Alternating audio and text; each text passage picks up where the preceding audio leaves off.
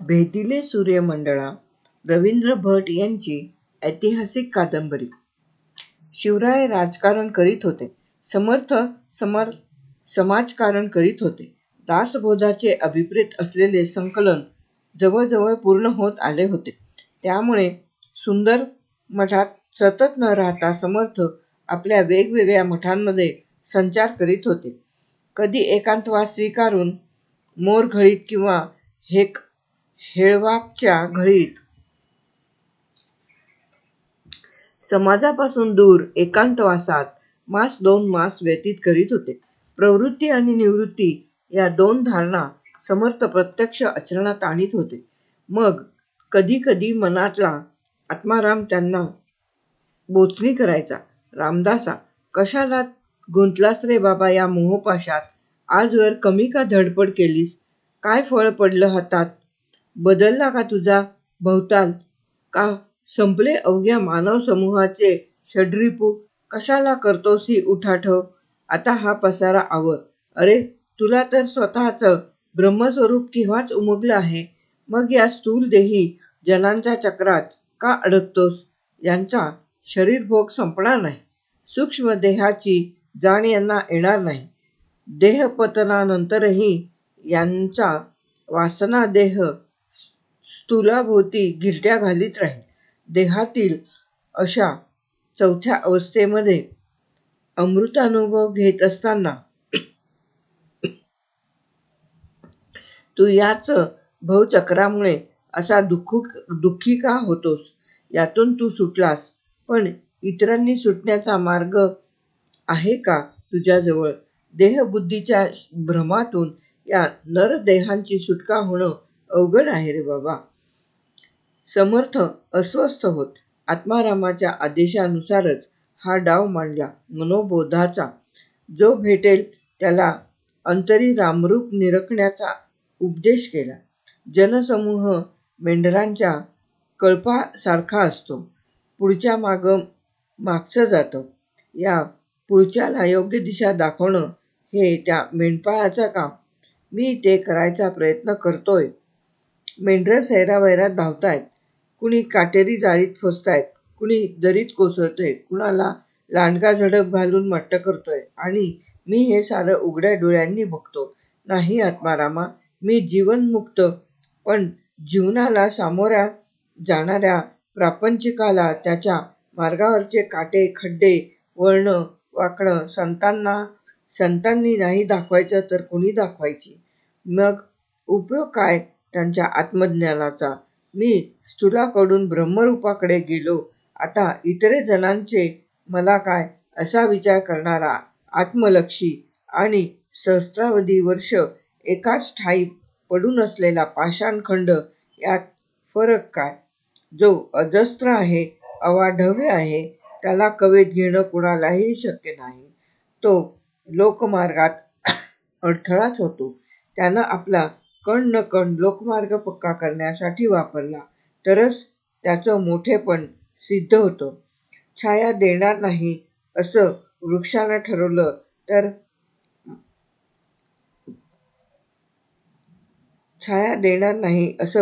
ठरवलं. मग माया म्हणाली, मी तरी वेदनेवर पाखर घालायचा माझा गुण का व्यक्त करू? मूळ बिंबच नसेल तर प्रतिबिंब पडणार नाही. उफाळणारा सागर नसेल तर खळाळत्या लाटा तयार होणार नाहीत. सुवर्णाविना अलंकार, सुवर्णकाराविना अलंकाराची निर्मिती हे जसं अशक्य आहे, तसंच ज्ञानवंताशिवाय निर्गुणाकडे जाण्याचा मार्ग सांगणार तरी कोण? आत्मविकासाबरोबर परमात्मविकास ज्ञानवंतच करू शकतो. त्याला स्वतःला परब्रह्माची खूण जाणण्यासाठी कुठल्याही सगुण दृष्टांताची खूण लागत नाही. अगदी वेदसुद्धा त्याच्यापुढे मुके होतात. आणि अशी निर्गुण अवस्था प्राप्त करून घेण्यासाठी सद्गुरूची आवश्यकता असते. तरी रामदासा, जोपर्यंत मी संपत नाही तोपर्यंत सद्गुरूकडे जाण्याची ओढ जनांच्या मनी निर्माण होणार कशी? आत्माराम पुन्हा डिवचायचा. या मीच्या सर्वत्र दिसणाऱ्या खुणा सांगायचा. मी थोर, मी शहाणा, मी शूर, मी दक्ष, मी ज्ञानवंत, मला समाजात मान, कारण मी विविध रूपं घेतो, समाजाला चाळवतो, माझं बोलणं नीट नेमस्त, माझं चालणं फक्त सत्य, माझं गायन चांगलं, माझा गळा गोड, मी लावण्यवती, मी सुगृहिणी, माझं मूल इतरांपेक्षा साजिरं, माझं सासर माहेर दोन्ही थोरा घरी, मी उच्च कुळीची, मी उत्तम गोत्रातली, मी आणि माझं, या पलीकडे जनमानस जाणार नाही. तुझ्या निर्गुणाला विचारतो कोण? नीट डोळे उघडून बघ. तुझ्या भोवती सारा शिमग्याचा खेळ चालला आहे. बोंबेचा सुकाळ आहे. बाष्कळ वटवट आहे. भंड उभंड वाचाळता आहे. सर्वत्र राख माती शेणकाला आहे. कुणीही कुणाच्या अंगावर शेण पाणी टाकावं सांगायचं कुणाला आणि विचारणार कोण? न्यायनीतीच उरलेली नाही. हे सारं बदलणं आणि सामान्याला आत्मरूपाची जाणीव करून देणं हे अपौरुषे वेदांनाही जमलं नाही. वेद मुखातच राहिले. कर्म त्याविरुद्ध पडत गेली. गीतेतला कर्मयोग फक्त सांगण्यापुरता. आचरणात आणतो कोण? ज्ञानदेवांचं पसायदान कधी कुणी कृतीत उतरवलं? एकनाथांची मधुरा भक्ती कधी कुणी आचरणात आणली? हे सारं करणारा फक्त एखादा ब्रह्मपिसा तुझ्यासारखा. बाकी सारे 84 लक्ष योनीच्या चक्रात फिरणारे आपापले पिंडगुण घेऊन कशाला त्यांना बदलायचा प्रयत्न करतोस? तू राहा तुझ्या आत्मानंदात, आपलं ब्रह्मपिसेपण सांभाळीत.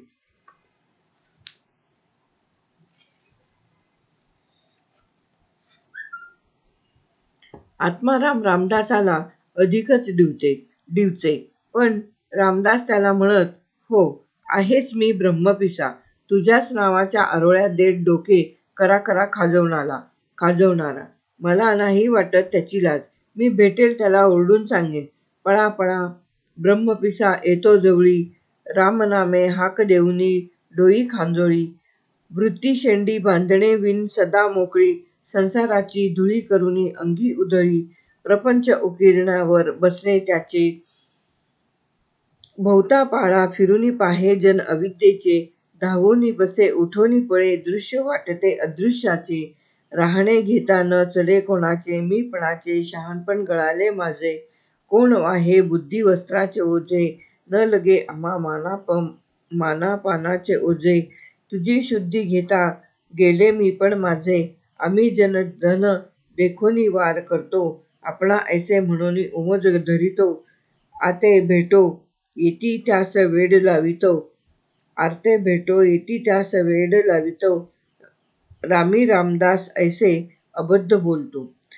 आत्मरामा, आजवर तू मला शाहिरासारखे प्रश्न विचारलेस, आता माझं एक कूट सोडव.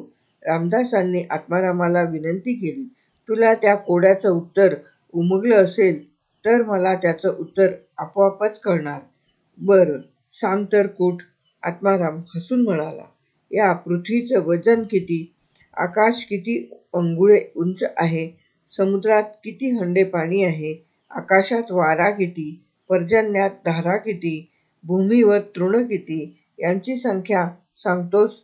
वायूमध्ये मिसळलेले अणुरेणू किती? 84 लक्ष योनी कोणत्या? 18 पगड वनस्पती किती? भूमंडळात पाणी किती? फळपुष्पांच्या जाती किती? संख्या सांगतोस? वडापिंपळाची बीजं किती? भूमीत उगवणाऱ्या धान्यांची संख्या किती? सांग संख्या. नदी समुद्रात वाळू किती? सांग संख्या. किती प्रकारचे आनंद आहेत? सांग संख्या. आत्माराम म्हणाला, तुझं उत्तर तूच ऐक. अनंत ब्रह्मांडाची ही बेरीज. यातला मी दूर करायचा असेल ना, तर अहंकाराचं मूळ बीजच निखंदून काढायला हवं. स्वस्वरूपाच्या आनंदाचं सौख्य त्याशिवाय लाभायचं नाही.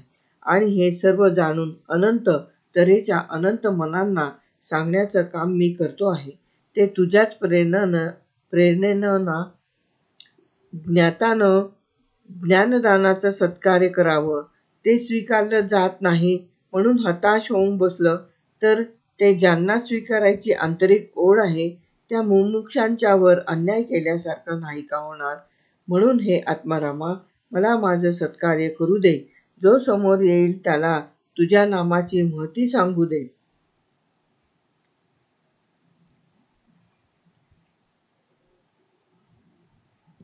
बहुदेश भाषा रीती वेगळाल्या, मंडळी त्या असंभाव्य झाल्या. जनी वर्तता एक एका न माने, समुदाव तो त्यास त्यातेची माने. बहुपाप होताची दारिद्र्य येते, बहुपुण्य होताची ते भाग्य येते. बरे कोण मानेल तैसे करावे, मनी थोर पाहुनी हाती धरावे. ब्रह्मादिका दुर्लभ ध्यानरंगी, तो हा सदा सुलभ भक्तसंगी. जाणे कळा अंतर्भाव गोडी, देखून या राघव शीघ्र सोडी. वये थोर ते चोर भावार्थ नाही, विकल्पे बुडाले अहंभाव डोही. अहंता नसे हो तया लेकुरासी, म्हणून बहु आवडी रामदासी. सदा तेल आणा सदा मीठ आणा, सदा धान्य आणा सदा द्रव्य आणा. सदा वस्त्र आणा सदा शाख आणा, सदा सर्वदा सर्व आणाची आणा. सदा मागता दास ठेवा न साहे, न मागे तयाची रमा दासी होय. असे आस तो दास झाला जगाचा, नसे आस तो ईशू ब्रह्मादिकाचा. स्वथा मासी जाता महा रामराजा, हनुमंत तो ठेविला याच काजा. सदा सर्वदा रामदासी पावे, खळी गांजिता ध्यान सांडून द्यावे. दुष्टांनी समाजाची गांजवणूक केली की प्रत्यक्ष प्रभू रामचंद्र आपल्या ध्यानामधून बाहेर पडून सत्याच्या रक्षणासाठी धाव घेतो. हे सारं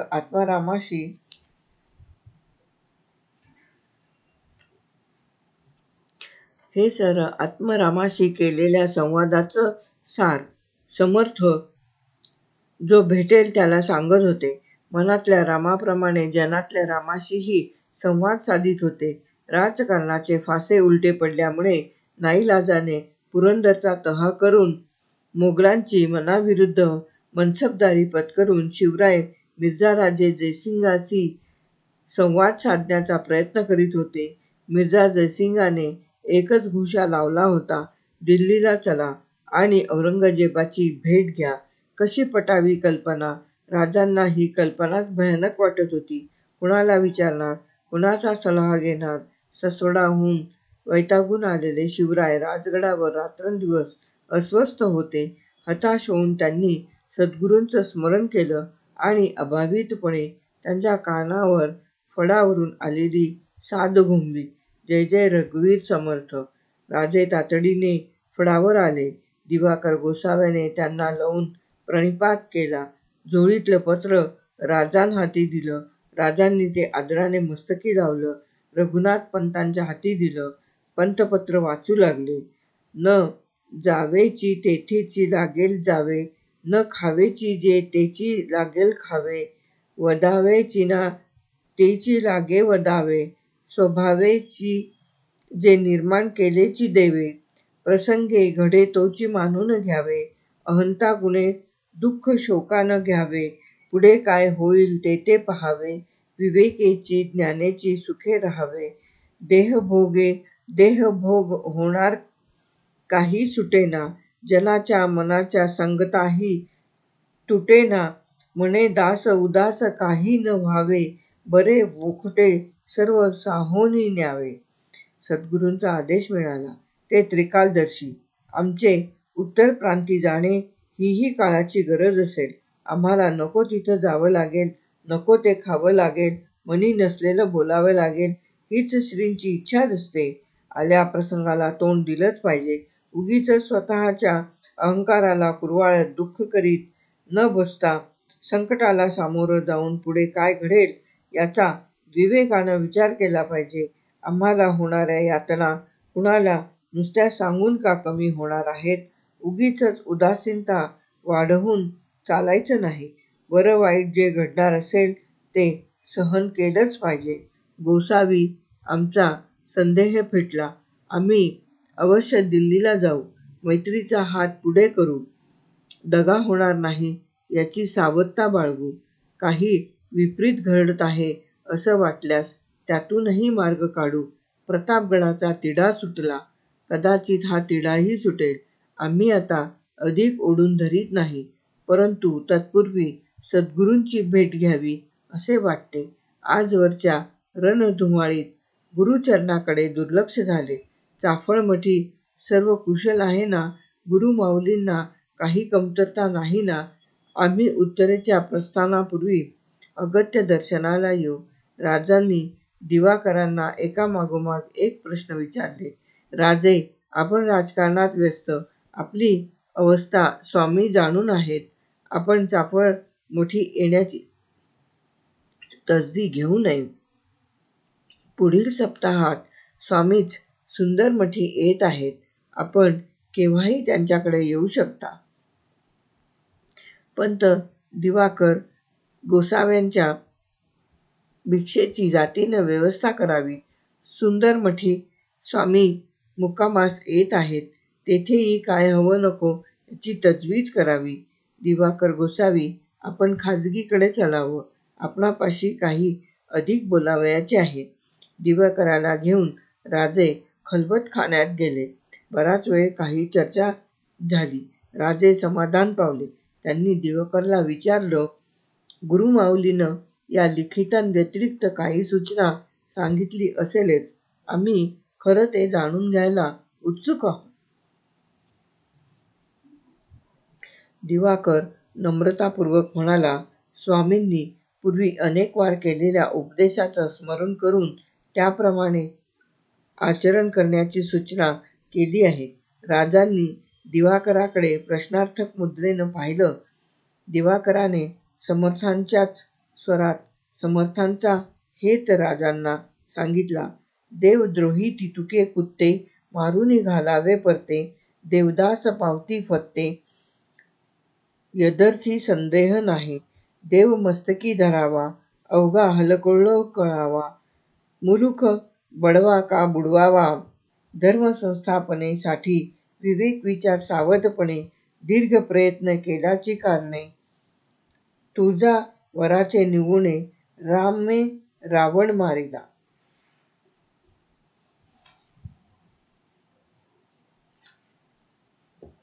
अहो हे तुळजाभवानी प्रसिद्ध रामवरदायिनी रामदास ध्यातोमनी यन्निमित्त. तुळजाभवानीच्या वरामुळे रामाने रावणवध केला हा दृष्टांत ऐकल्यावर राजांच्या सर्वांगावर सरसरून काटा आला. हात अभावितपणे गळ्यातील कवड्यांच्या माळेवर गेले. मुखातून आदिमायेचं नामस्मरण बाहेर पडलं. जगदंब जगदंब. दिवाकराने आणखी एक बंद झोळीतून काढला. तो शिवरायांच्या हाती देत म्हणाला, आपण दूरदेशी जाता.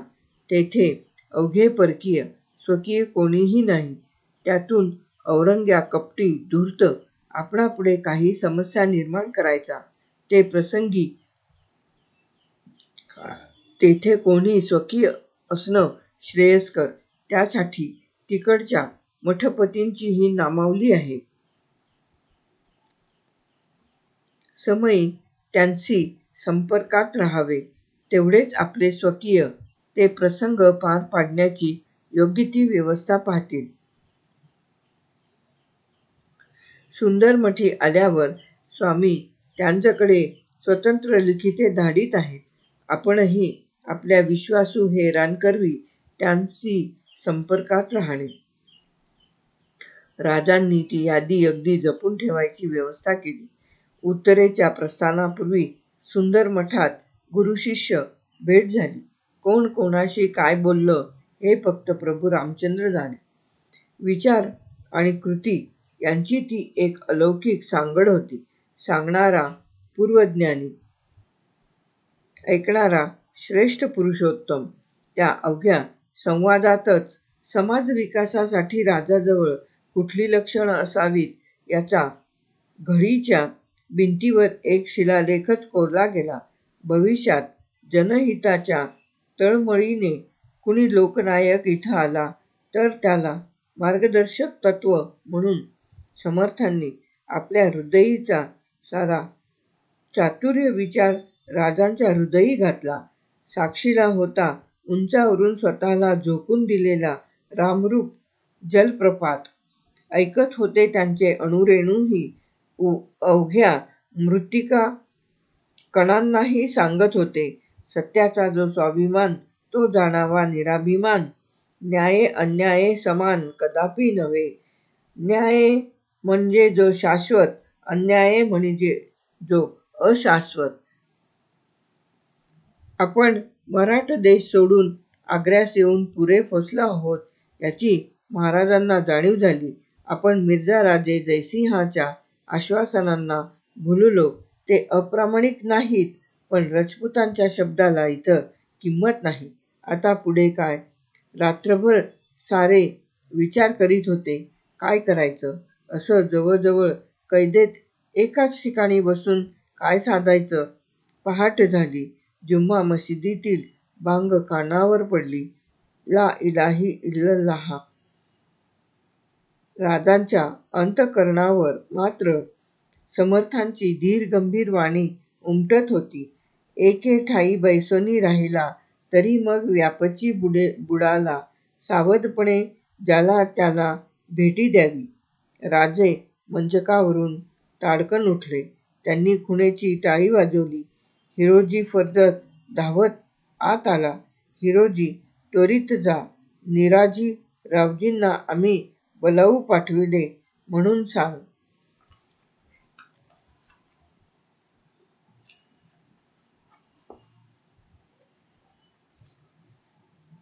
मुजरा घालून हिरोजी महालाबाहेर पडला. अर्ध्या घटिकेत त्यांना निराजी रावजींनी समोर येऊन मुजरा घातला. राजांनी दिवाकर गोसाव्यानं दिलेली गुप्त यादी त्यांच्या हाती ठेवली. अवघ्या स्वराज्यावर सावट आलं. शिवाजी आता औरंगजेबाच्या मगरमिठीतून सुटत नाही अशीच साऱ्यांची धारणा झाली. राजगड विवंचनेच्या धुक्यात वेढला. जुन्या वतनदारांनी पुन्हा सवतासुभा उभारण्याची तजवीज सुरू केली. अवघी रयत भयग्रस्त झाली. ब्रह्मकर्म आचरितांना ब्राह्मण मध्येच दचकू लागले. आईबापांच्या भयग्रस्त चेहऱ्याकडे लेकरंबाळं दिनवाणेपणानं बघू लागली. आज उभं असलेलं रानातलं पीक उद्या दिसेल ना याची बळीराण्याच्या मनाच्या धास्ती निर्माण होऊ लागली. साऱ्या महाराष्ट्र गंगा यमुनेची वेदना अनुभवू लागल्या. आपल्या डोही विशाल फुटकार टाकीत कालिया सर्प पुन्हा घुसणार, त्याला निर्विष करणारा सावळा कृष्ण या गोकुळात येईल का परत? अवघ्या मराठ देशाचे डोळे लागले उत्तरेकडे. समर्थ रामाला विनवीत होते. तुकाराम विठ्ठलाला साकडं घालीत होते. मोरया गोसाव्यांनी सहस्त्रावर्तन आरंभलं. समर्थांच्या मनी रामवरदायिनी प्रकटली. भोवतालच्या साऱ्याच आतंकात त्यांना एक आधार मिळाला. समोर येईल त्याच्या व्यथेवर फुंकर घालून ते या रामवरदायिनी तुळजाभवानीचे महिमान सांगू लागले. रामवरदायिनी तुळजामाता आपल्या कुळीच्या सुपुत्राच्या मागं वरदवंत होऊन उभी ठाकली. अवघ्या महाराष्ट्रातल्या शक्तिपीठांत संचार झाला. जाणीव झाली आपल्या मूळ मायारूपाची. अवघी मराठी मनं त्याच मूळ रूपाचा रात्रंदिवस जागर करीत होती. आई अंबे उद्धारिणी, आता जागवी मेदिनी. जाग सत्यरूपा यावी, जीवाभावाची भेटी व्हावी. 6 रिपुंनी जेरबंद केला कसा माणूस म्हणावं त्याला. गर्भवासाची एरझार, 184 योनी अपार. आता अवताराची वेळ, धिक तान वाजते संबळ. आई उदे ग अंबे उदे, आई उदे ग अंबे उदे. राजगडावरचं धुकं संपलं. तोफांचा धडाका सुरू झाला. प्रत्येक तोफ आग्र्याकडे तोंड करून गरजत होती. अरे, शिवकल्याण राजा परत आला. गोसावी बैराग्यांच्या वेशात तुझ्या पोलादी मुठीतून निसटला. सह्याद्रीच्या हृदयात परत येऊन सुखरूप पोचला. अवघ्या मराठी मातीचा भंडारा झाला. आई तुझ्या भवानीवर उधळून उदेकार गरजला. अंबाबाईंचा उद उद, माहूर लक्ष्मीचा उद उद, कानाड लक्ष्मीचा उद उद, आई तुझ्या भवानीचा उद उद. शिवरायांनी अवघ्या मुघली मुलखात अक्षरशः धुमाकूळ घातला. वऱ्हाड लुटला, औसा फस्त झाला, सिंहगड जिंकला. पुरंदरावर पुन्हा जरीपटका डौलानं फडकू लागला. रोज नवनवीन विजयवार्ता कानावर पडू लागल्या. कल्याण सर झालं, उद्या भिवंडी कब्जात आली, परवा लोहगडावर एल्गार.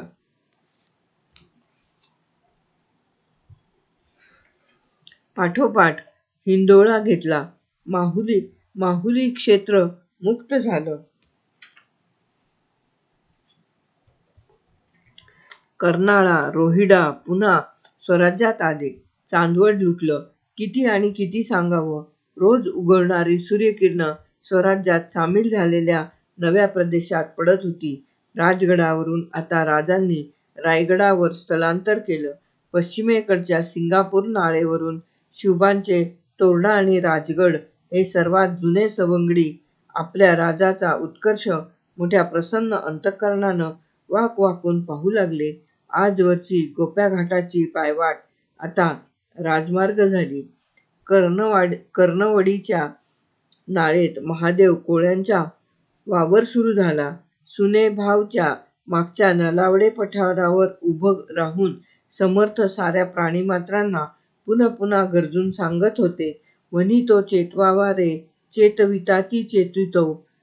विवेक जाणीजे तैसा, वाढविताच वाढतो. संगतो साक्षपियांचा, धारितो साक्षपू घडे. साक्षपे साक्षपू वाढे, पुरती मनकामना. कष्टता सौख्य मानावे, कष्टी फळची पाविजे. आळसे सुख वाटे ते, दुःख ब्रह्मांड भोगवी. केल्याने होत आहे रे, आधी केलेची पाहिजे. यत्न तो दैव जाणावा, अंतरी धरिता बरे. रायगडाच्या दिशेनं हात उंचावून उभी असलेली रामदासांची भव्य मूर्ती या नलावडे पठावर वारंवार दिसू लागली. काळ नदीच्या या शिवथर खोऱ्यातल्या 11 गावांनी या पठाराचं नवं बारसं केलं. रामदास पठार. या पठारावर उभं राहून समर्थ पाहत होते स्वप्न अयोध्यापतीच्या राज्याभिषेकाचं. देव वनवासातून परत आला. आता रात्रंदिवस त्याची संगती लाभेल, त्याला जिवे भावे ओवाळीन, अवघ्या अस्तित्वाची कुरवडी करून त्याच्यावर उधळीन. आता तो सिंहासनावर बसला की अगदी बालवयात साक्षात्कारलेलं रामरूप मला प्रत्यक्ष अनुभवता येईल. भक्ताला देव सापडेल. माझ्या साऱ्या जीवनाचंच सार्थक होईल. मनातल्या आनंद उर्मी मावेनाशा झाल्या की शब्दरूप घेऊन ओठांवर येत समर्थ मुक्तपणे गाऊ लागत. श्रोते तर केवढाले. हे पर्वतप्राय जमलेले. मागचा खुंट्याचा डोंगर, त्या अलीकडचा कावळा, उजव्या हातीचा उपांढा, पार पूर्वेची सुप्याची नाळ, मधला गोप्या, बाजूची कर्णवडीची नाळ. किती किती थोर श्रोते.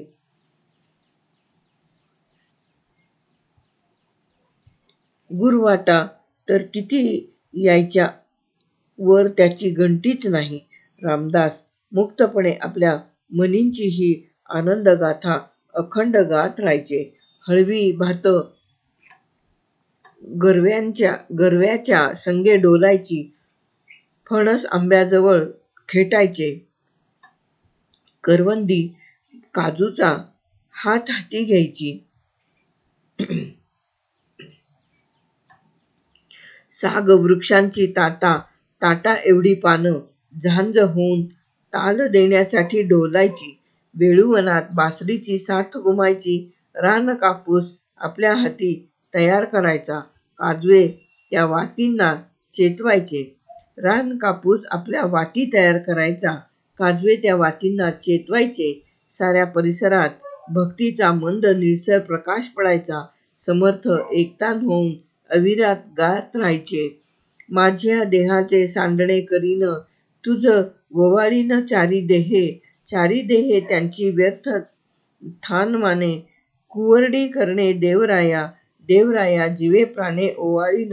हृदयी धरीन रात्रंदिस मज देवाची संगती. तेची मज गती सर्व काळ माझा सार्थक झाला. देव सापडला भक्तपणे. मनाच्या एका निरामय अवस्थेत समर्थ मुक्तपणे गजर करीत. जय जय रघुवीर समर्थ. त्यांच्या स्वरात स्वर मिसळून सारे वनचरही तीच गर्जना अवघ्या खोऱ्याच्या कानावर घालीत.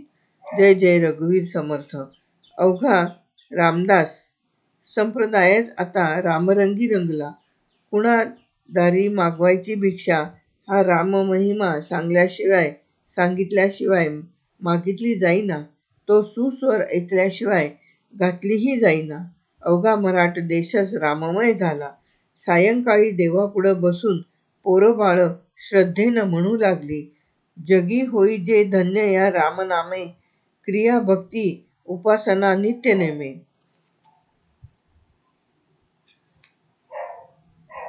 मोठ्या माणसांच्या मुखातून रामरक्षा ऐकू येऊ लागली. आपलं मन चंचल आहे. स्वजनांच्या मायेमध्ये अडकून आपण आपलं अस्तित्वच हरवून बसलो आहोत. दुसऱ्याला काय वाटेल याचा विचार करता आपण आपल्याच अंतःप्रेरणेवर अन्याय करीत आहोत याची जाणीव झालेला कुणी सांसारिक आर्तपणे रामाची करुणा भाकू लागला. चपळपण मनाचे मोडता मोडवेना. सकळ स्वजन माया तोडिता तोडवेना. घडी घडी बिघडे हा निश्चय अंतरीचा. म्हणून करुणा हे बोलतो दीन वाचा. जळत हृदय माझे जन्म कोट्यानुकोटी. मजवरी करुणीचा राघवा पूर लोटी. तळमळ निववी रे राम कारुण्य सिंधू. षड्रिपू कुळ माझे तोडी याचा विरोधू. गावोगावीची तरुण मुलं बलभीमासमोर बलोपासना करीत 500 नमस्कार किंवा जोर काढल्यावर आपल्या अंगी हनुमंताची शक्ती येवो म्हणून प्रार्थना करीत. भीमरूपी महारुद्रा वज्र हनुमान मारुती. वनारी अंजनी सुता रामदूता प्रभंजना. मार्गदर्शनाच्या आकांक्षेने समर्थांच्याकडे असंख्य भक्तजन लोटत. कुणी व्याधिग्रस्त, कुणी उपाधिग्रस्त, कुणाला आर्थिक विवंचना, कुणाला संसारसुखाची कामना, कुणी नडलेले, कुणी पिडलेले, कुणी स्वतःच्याच कर्माची कटू फळं भोगणारे, कुणी दुसऱ्याच्या कर्माचा भार आपल्या शिरावर घेतलेले, कुणी निपुत्रिक, कुणी पोरवड्याला वैतागलेले, नाना प्रकारचे नाना रोग. पण समर्थांच्या पडशीत मात्र साऱ्या व्याधींवर औषध एकच. तुला ही तनू मानवी प्राप्त झाली. बहुजन्म पुण्ये फळा लागी आली. तिला तू कसा गोविसी विषयी रे. हरे राम हा मंत्र सोपा जपा रे. तुझे आप्त द्रव्यार्थी नुसतेच होती. तनू हे चिते माझी की बोळविती. असे जाणून हित काही करा रे. अरे राम हा मंत्र सोपा जपा रे.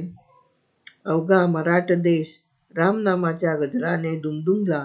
पुरुषोत्तम रामाची महती गाऊ लागला. ज्याच्या त्याच्या अंतःकरणावर कोदंडधारी रामाची प्रतिमा कोरली गेली. आपल्या साऱ्या मनोव्याधींवर रामनामाची मात्रा अवघ्या मराठी मनाला मिळाली. लोकमानसाच्या सिंहासनावर प्रभू रामाची स्थापना झाली.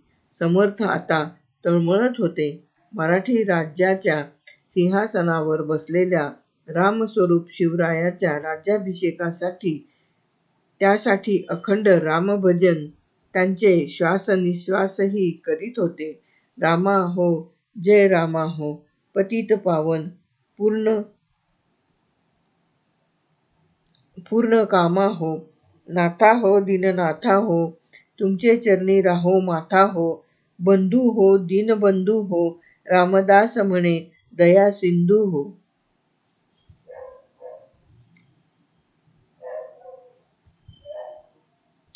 आनंद नाम संवत्सरे शालिवाहन शके 1596 ज्येष्ठ शुद्ध त्रयोदशी पंच उषकाली शिवाजी राजे छत्रपती झाले. रत्नजडित राजछत्र गागा भट्टांनी हातात घेतले. महाराजांच्या मस्तकावर धरले. घोषणा केली, महाराज शिवाजीराजे आज छत्रपती झाले. राजा शिवछत्रपती. रायगडावरची तोफ उडाली. अवघ्या अवकाशकालाला कळलं, शिवनेरीवर जन्माला आलेला शिवाचा अंश आज रायगडावर छत्रपती झाला. आता स्वराज्य हे शिवराज्य आणि स्वराज्याचं राजकारण हे शिवकारण. दुरीत संपलं. चारी पातशाहांना शह देऊन सह्याद्रीच्या कुशीत एक नवी शाही निर्माण झाली. ही शिवशाही. इथं दुःखितांवर फुंकर घातली जाईल. दंभ, पाप आणि अधर्माचरणाला तिसरा नेत्र उघडून भस्म केलं जाईल. इथली राजनीती, शिवनीती, ती सत्य आणि सुंदर यांच्या मध्यभागी नांदणारी नीती. मराठदेशी शतकानंतर एक स्वकीय राजा छत्रपती झाला. क्षत्रिय कुलावतंस गोब्राह्मण प्रतिपालक हे बिरुद अभिमानानं मिरवू लागला.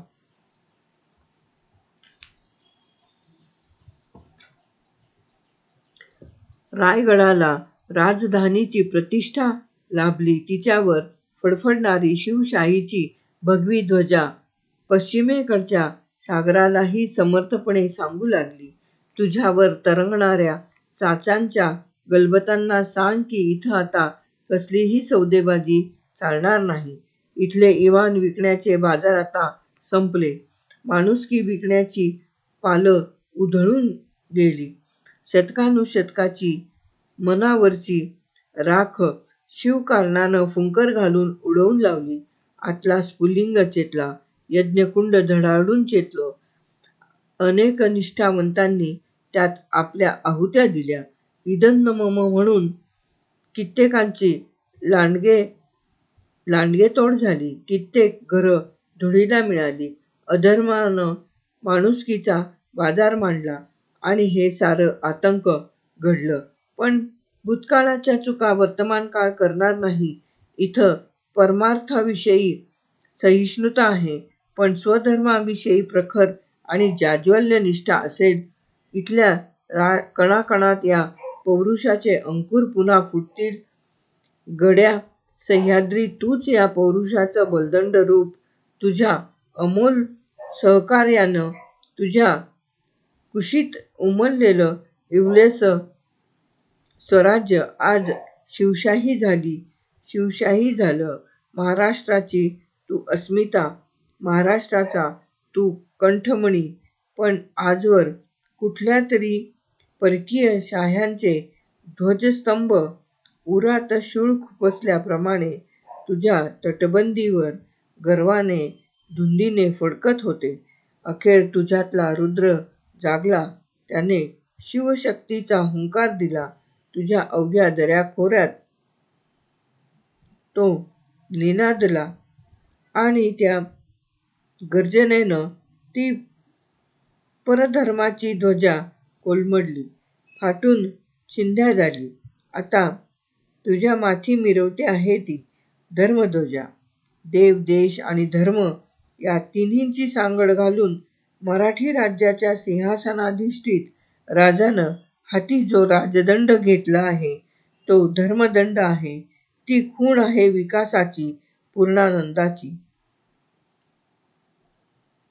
रामदास पठारावर उभे राहून रायगडावरचा सारा आनंद सोहळा समर्थ मनोमनी निरखीत होते. सलामीच्या तोफांच्या धडाक्याने त्यांच्या अंगावर पूर्णानंदाचे रोमांच उभे राहिले. मनात लक्षावधी आनंद उर्मी उसळल्या. तीर्थाटनाच्या काळात एका पहाटे पाहिलेलं अलौकिक स्वप्न साकार झालं. प्रभू रामचंद्र दैत्यांचा नाश करून शिवरूपाने सिंहासनाधिष्ठित झाले. समर्थांच्या साऱ्या अस्तित्वाचीच आनंद उर्मी झाली. साऱ्या चराचराला स्वप्नपूर्तीचा आनंद सांगू लागली. स्वप्नी जे देखिले रात्री, ते प्रत्यक्ष होत असे. हिंडता फिरता आलो आनंद वनभुवनी, बुडाला औरंग्या पापी, म्लेच्छ संहार जाहला. मोडिली मांडली क्षेत्रे, आनंद वनभुवनी, बुडाले भेदवाही ते. नष्ट चांडाळ पातकी, ताडिले पाडिले देवे, आनंद वनभुवनी, गळाले पळाले मेले, झाले देशोधडी पुढे. निर्मळ जाहली पृथ्वी, आनंद वनभुवनी, उदंड जाहले पाणी, स्नान संध्या करावया, जपतप अनुष्ठाने, आनंद वनभुवनी. राजा सह्याद्री ऐक, माझं साकार झालेलं हे स्वप्न ऐक. 12 मावळ्यांतल्या नद्यांनो ऐका, गोदामाय तूही ऐक. कृष्णामाई तू तर माझी स्फूर्ती, तुला ऐकवायलाच हवं. वेण्णे ऐक, सावित्री ऐक, गायत्री ऐक, पंचगंगेबाई तूही माझा आनंद त्या कोल्हापूर वासिनीच्या पायी वहा. झाडांनो ऐका, वेलींनो ऐका, प्रपाता तू तर माझा वर्षावर्षाचा सांगाती, तुझ्या मूळ झऱ्याला सांग माझा आनंद गाणं, सांग माझं आनंद गाणं. अरे हळव्या गरव्या भातांनो, फणशींनो, आंब्यांनो, करवंदींनो, कारवींनो, ऐका बायांनो माझ्या स्वप्नपूर्तीचं हे आनंद गीत. मातीच्या कणांनो ऐका, अणु रेणूंनो ऐका, पवना जा वेगानं देशांतरी, सांग या आनंदवन भुवनाची गाथा त्रिखंडाला. आता इथं रामराज्य अवतरलं, दानव पूर्ण निखंदला. मानवांना देवानं अभय दिलं, त्यांना त्यांचा छत्रपती मिळाला. आता इथली वेदना संपली, आक्रोश हरवले, क्रोध मत्सर दुही यांची पकड ढिली झाली. आता या आनंदवन भुवनात रामनामाचा अखंड गजर होईल. आजवर देवता आणि देवस्थानं भयकंपित होती माझ्या आनंदवन भुवनात, आता त्यांची पुन्हा प्रतिष्ठापना होईल. भक्तीचे नामघोष सुरू होतील. आता मुक्तपणे हसा रे देवांनो, अभयाचा वरद हस्त आनंदवन भुवनाच्या शिरी ठेवा ग मातांनो. औंढ्याच्या नागनाथा, परळीच्या वैजनाथा, शिंगणापूरच्या शंभूराजा, परशुरामक्षेत्रीच्या भार्गवा, पंढरपूरचा विठोबा, जेजुरीचा खंडोबा, सारे या आनंदवन भुवनात मुक्त वास्तव्य करा. भीमा शंकरा ये, घृष्णेश्वरा ये, त्र्यंबकेश्वरा ये, हरेश्वरा ये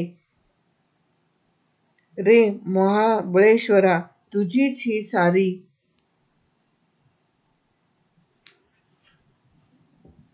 स्वरूप, तुझीच ही सारी स्वरूप, दाखव त्यांना या आनंदवन भुवनातले आनंदवड.